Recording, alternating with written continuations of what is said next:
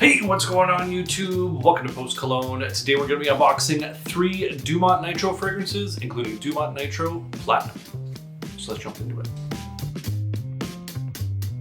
All right, we are back with another unboxing first impressions video of the last 3 Dumont Nitro series fragrances that I recently got from perfumebox.com. Links will be down in the description if you decide you want to check these ones out. Also have a coupon code to save yourself 5% off your purchase at perfumebox using the code POST5 if you decide you want to shop with them. So last of the series, I had all the Dumont Nitro series come in and I've either done an unboxing or a full review on those ones, and these are the last 3 in the series. So pretty excited to round out this series and see what these are all about. Been pretty pleased with most of these, if not all of the Dumont Nitro series. So let's quit screwing around and let's get into it. All right, kicking things off from the Dumont Nitro series, we're going with Dumont Nitro Intense. Now you can scoop this up for $35 at Perfume Box, and heard this is a twist on Aventus, but let's find out, shall we? All right, there we have the box presentation for Dumont Nitro Intense. Pretty straightforward cardboard box. Let's get to the bottle. All right, and there we have the bottle presentation for Dumont Nitro Intense.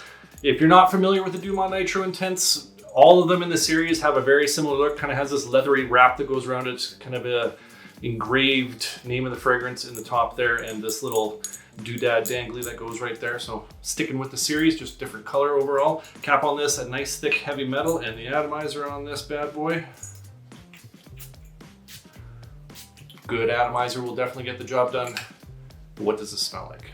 So right off the rip, just smelling this in the air, definitely has that Creed Aventus style of DNA, bit of a twist perhaps, but smoky, birchy pineapple is what we're getting. Lots of nice pineapple kind of going on in the air, but definitely has that sort of DNA to it. But let's get this on paper and dive in.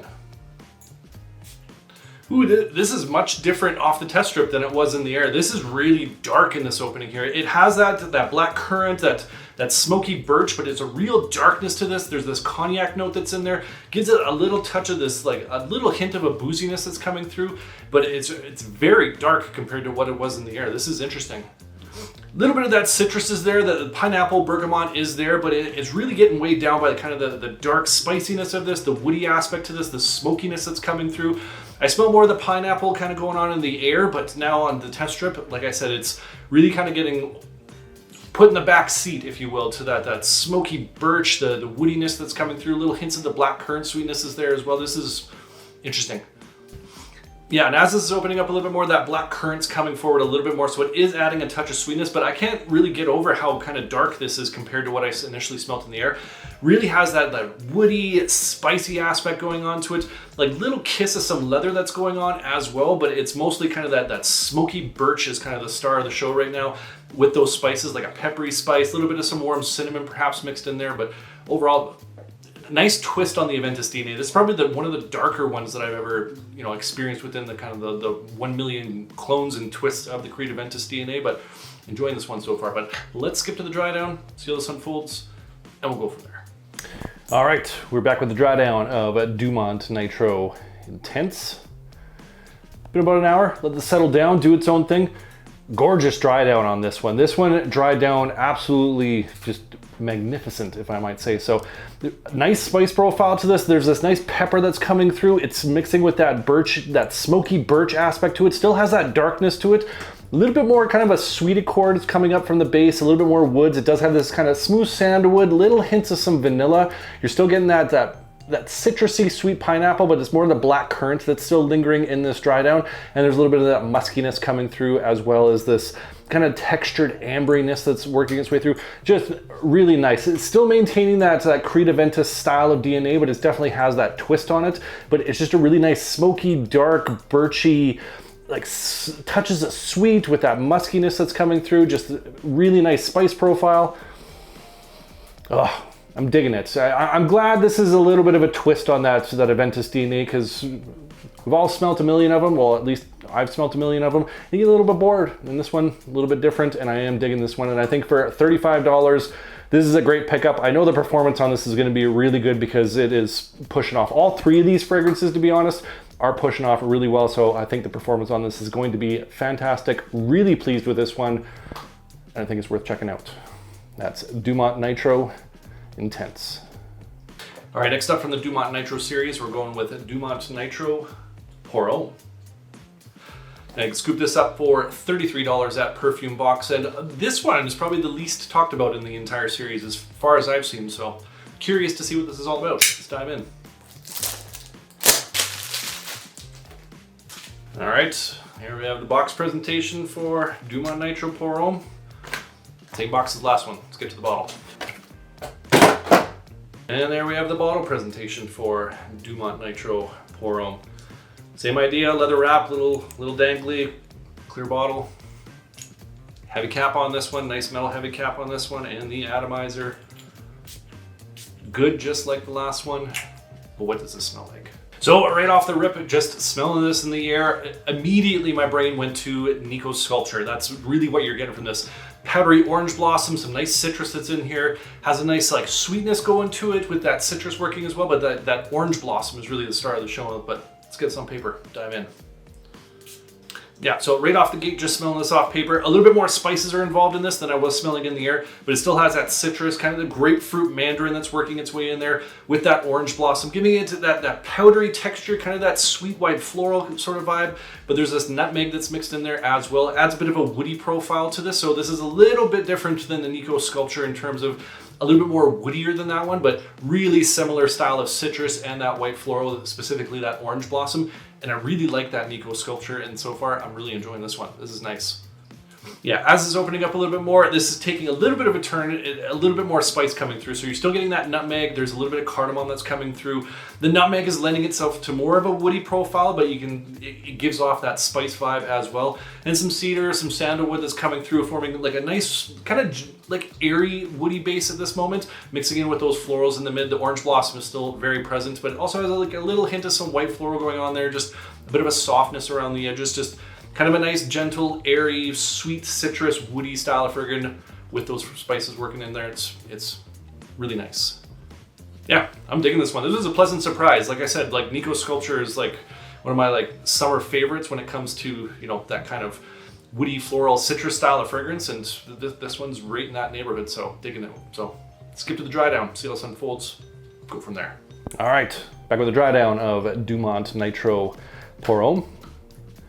Been about an hour, let this settle down, do its own thing. Really nice dry down on this one. Woody, spicy, contrasting against that orange blossom. Little kind of like jasmine, rosy nuances that are there, but it's mostly that orange blossom coming through.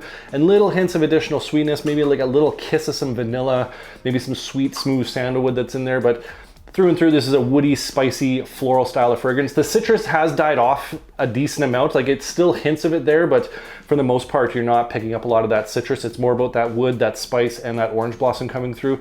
And it's just really nice. It has that kind of like sophisticated, almost kind of classy, soft sort of feel going on to it, but also kind of like a laid back casual feel at the same point. Just a really nice juxtaposition between those notes, the woody, spicy versus the floral, and those kind of vibes that are going on to it. I am enjoying this one and pushing off the paper pretty good. I think for $33, pending testing the performance on this one, I think this was a good pickup. It has veered from that Nico Sculpture style of DNA. It's a little less on the citrus side, but it is very close. It's in that neighborhood. So if you are familiar with that fragrance, I think you're gonna enjoy this one. But overall, big fan of this one.